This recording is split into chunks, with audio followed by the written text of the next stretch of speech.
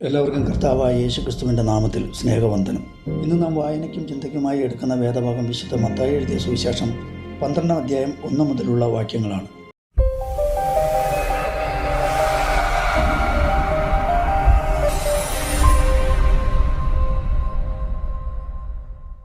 മത്തായി 12-ാം അധ്യായത്തിൻ്റെ 1-2 വാക്യം. ആ കാലത്ത് യേശു ശബ്ബത്തിൽ വിളഭൂമിയിൽ കൂടി കടന്നുപോയി. അവൻ്റെ ശിഷ്യന്മാർ വിശന്നിട്ട് കതിർ പറിച്ച് തിന്നു തുടങ്ങി. പരീശന്മാർ അത് കണ്ട്, ഇതാ ശബ്ബത്തിൽ വിഹിതമല്ലാത്തത് നിന്റെ ശിഷ്യന്മാർ ചെയ്യുന്നത് എന്ന് അവനോട് പറഞ്ഞു. യേശുവിനെ അനുഗമിക്കുന്നതിലെ പരീശന്മാരുടെ ഉദ്ദേശം കർത്താവിൽ നിന്നും കേട്ട് പഠിക്കുക എന്നതായിരുന്നില്ല. പകരം യേശുവിനെയും തൻ്റെ ഉപദേശത്തെയും ദൈവവചന വിരുദ്ധമാണ് എന്ന് കുറ്റം കണ്ടെത്തി ദുഷിക്കുവാൻ ലക്ഷ്യം വെച്ചുള്ളതായിരുന്നു. യേശുവും ശിഷ്യന്മാരും ശബ്ബത്തിൽ അനുവദനീയമല്ലാത്തത് ചെയ്യുന്നു, അതായത് മരണശിക്ഷ അറിയിക്കും വിധം മോശയുടെ നിയമം ലംഘിക്കുന്നു എന്ന ആരോപണമാണ് ഇവിടെ ഉന്നയിക്കുന്നത് എന്ന് നാം കാണുന്നു.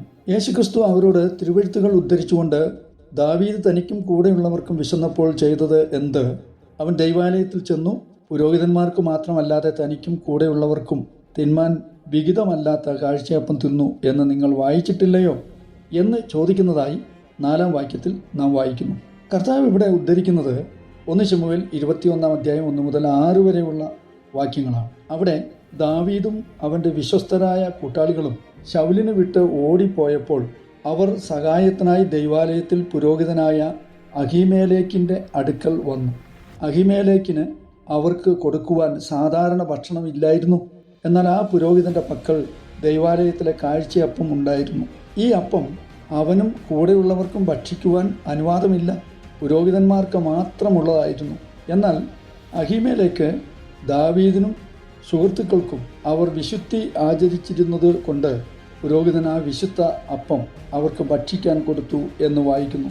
ഈ പ്രവൃത്തിയിൽ ദാവീദിനെയോ അഹീമേലേക്കിനെയോ ദൈവം കുറ്റം വിധിക്കുന്നില്ല എന്ന് തിരുവെഴുത്ത് വ്യക്തമാക്കുന്നത് കൊണ്ടാണ് ഈ സംഭവത്തെപ്പറ്റി കർത്താവ് പരീശന്മാരോട് ചോദിക്കുന്നത്. ഈ ഉദാഹരണം ഉദ്ധരിച്ചുകൊണ്ട് തിരുവെഴുത്ത് കൃപയ്ക്ക് ഇടം നൽകുന്നത് എങ്ങനെയെന്ന് യേശു പരീശന്മാരെ ഇവിടെ പഠിപ്പിക്കുകയാണ്.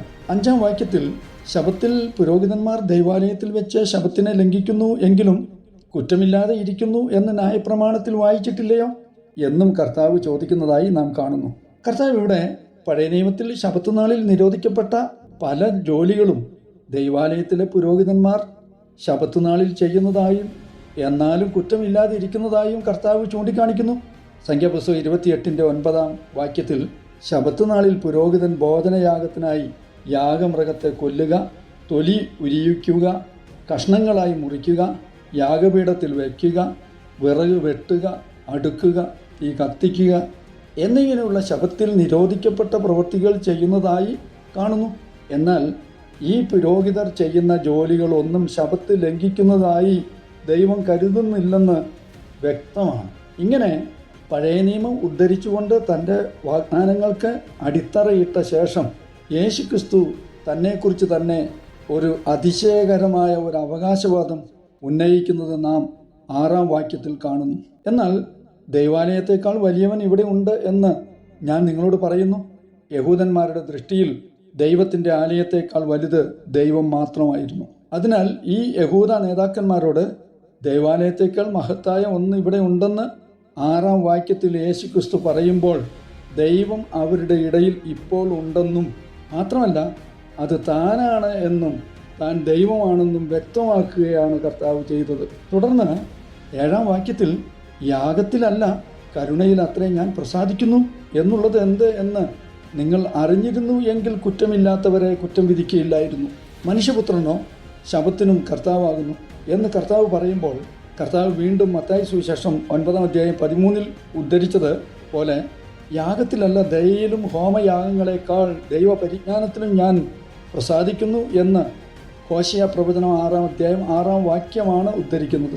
ഞാൻ ബലിയല്ല അനുകമ്പയാണ് ആഗ്രഹിക്കുന്നത് എന്നതിൻ്റെ അർത്ഥം എന്താണെന്ന് നിങ്ങൾ അറിഞ്ഞിരുന്നു എങ്കിൽ നിങ്ങൾ നിരപരാധികളെ കുറ്റം വിധിക്കുമായിരുന്നില്ല എന്നതുകൊണ്ട് ദൈവത്തിൻ്റെ നിയമം ആളുകളെ അനുഗ്രഹിക്കാൻ ഉദ്ദേശിച്ചുള്ളതാണ് എന്നും മതനിയമങ്ങൾ ഭ്രാന്തമായി പാലിക്കുന്നതിനു പകരം ദൈവത്തെയും മറ്റുള്ളവരെയും സ്നേഹിക്കുന്നതിലും ഹൃദയത്തിൽ നിന്ന് അവനെ അനുസരിക്കുന്നതിലും ദൈവം കൂടുതൽ പ്രസാദിക്കുന്നു എന്നുമാണ് കർത്താവ് പഠിപ്പിക്കുന്നത്. സങ്കീർത്തനം 51 അതിൻ്റെ 16 വാക്യത്തിൽ, ഹനനയാഗം നീ ഇച്ഛിക്കുന്നില്ല, അല്ലെങ്കിൽ ഞാൻ അർപ്പിക്കുമായിരുന്നു, ഹോമയാഗത്തിൽ നിനക്ക് പ്രസാദവുമില്ല. 17 വാക്യം, ദൈവത്തിൻ്റെ ഹനനയാഗങ്ങൾ തകർന്നിരിക്കുന്ന മനസ്സ്, തകർന്നും നുറുങ്ങിയുമിരിക്കുന്ന ഹൃദയത്തെ ദൈവമേ നീ നിരസിക്കുകയില്ല എന്ന് നാം വായിക്കുന്നു. മത്തായി 12 അധ്യായം 8 വാക്യത്തിൽ മനുഷ്യപുത്രൻ ശബത്തിൻ്റെ കർത്താവാണ് എന്ന് കർത്താവ് പറയുന്നത്, ശബത്ത് സ്ഥാപിക്കുകയും ശബത്തിൻ്റെ ഏക യജമാനനും ആയവൻ ദൈവം മാത്രമാണ് എന്നും അത് മനുഷ്യപുത്രൻ എന്ന നിലയിൽ ഇപ്പോൾ വന്നിരിക്കുന്ന താൻ തന്നെയാണ്, അതായത് താൻ ദൈവമാണ് എന്നാണ് കർത്താവ് അസന്നിഗ്ധമായി ഇവിടെ വ്യക്തമാക്കുന്നത്. കർത്താവ് ശബത്ത് സ്ഥാപിക്കുന്നത് ഉൽപ്പത്തി പുസ്തകം 2 അധ്യായം 3 നാം വായിക്കുന്നു. താൻ സൃഷ്ടിച്ചുണ്ടാക്കിയ സകല പ്രവൃത്തിയിൽ നിന്നും അന്ന് നിവൃത്തനായതുകൊണ്ട് ദൈവം 7-ാം ദിവസത്തെ അനുഗ്രഹിച്ച് ശുദ്ധീകരിച്ചു. 9 മുതൽ 14 വരെയുള്ള വാക്യങ്ങളിൽ ശബത്തിൽ ഒരു മനുഷ്യൻ്റെ ശോഷിച്ച കൈ സുഖപ്പെടുത്തുന്നതുമായി ബന്ധപ്പെട്ട് യേശുക്രിസ്തുവിനെ പരിസയന്മാർ കുറ്റപ്പെടുത്താൻ ശ്രമിക്കുന്നതും കർത്താവ് അവർക്ക് കൃത്യമായ മറുപടി കൊടുക്കുന്നതും തുടർന്ന് കർത്താവിനെ കൊല്ലുവാൻ തമ്മിൽ ആലോചിക്കുന്നതും നാം കാണുന്നു. യേശു അവരുടെ സിനഗോഗിൽ ചെന്നപ്പോൾ കൈ ശോഷിച്ച ഒരു മനുഷ്യനെ കണ്ടു എന്നും എന്നാൽ യഹൂദന്മാർ അവനിൽ കുറ്റം ചുമത്തേണ്ടതിന് ശബത്തിൽ സൗഖ്യമാക്കുന്നത് വിഹിതമോ എന്ന് അവനോട് ചോദിച്ചു എന്നും 9-10 വാക്യങ്ങളിൽ നാം വായിക്കുന്നു. യേശു തൻ്റെ മുൻപിൽ വന്ന എല്ലാ രോഗികളെയും സൗഖ്യമാക്കിയിരുന്നു എന്നറിഞ്ഞിരുന്ന പരിസയന്മാർ കർത്താവിനെ കുടുക്കുവാനാണ് ഈ ചോദ്യം ചോദിച്ചത്. കാരണം യേശു ആ മനുഷ്യൻ്റെ ശോഷിച്ച കൈ സുഖപ്പെടുത്തി ഇല്ലെങ്കിൽ യേശു അവകാശപ്പെട്ടതുപോലെ ശബത്തിൻ്റെ കർത്താവ് അല്ല എന്നവർക്ക് തെളിയിക്കാനാകും.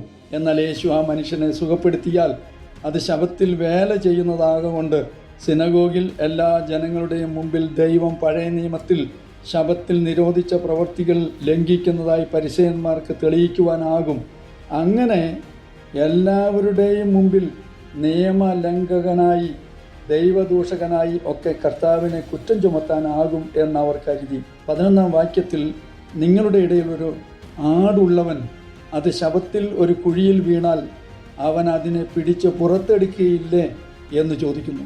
ഈ ചോദ്യത്തിലൂടെ കർത്താവ് സൂചിപ്പിക്കുന്നത് ശബത്തിൽ കുഴിയിൽ വീണ ആടിനെ സൂര്യാസ്തമയം വരെ കുഴിയിൽ ഉപേക്ഷിക്കുന്ന ആരും അവരിലില്ല എന്നാണ്.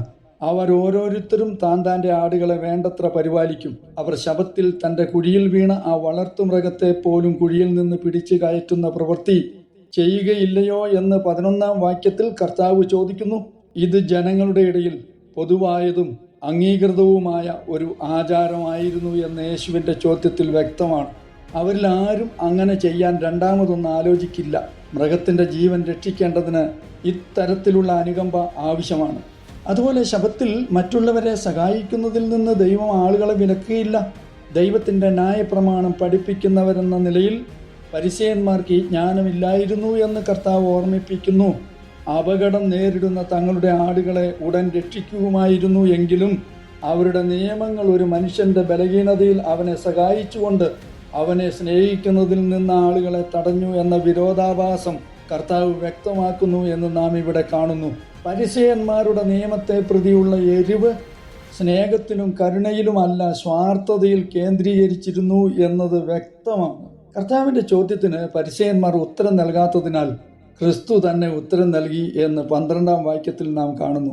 അപ്പോൾ മനുഷ്യൻ ആടിനേക്കാൾ എത്ര വിലപ്പെട്ടവനാണ് എന്ന് കർത്താവ് പറയുന്നത് വഴി കർത്താവിനെ കുടുക്കുവാൻ നോക്കിയ യഹൂദന്മാരെ നാണം കെടുത്തുകയും അവരുടെ സ്വന്തം സിനഗോഗിൽ അവരുടെ കാപട്യവും അനുകമ്പയില്ലായ്മയും പരസ്യമായി തുറന്നു കാട്ടുകയും ചെയ്തു എന്ന് നാം കാണുന്നു.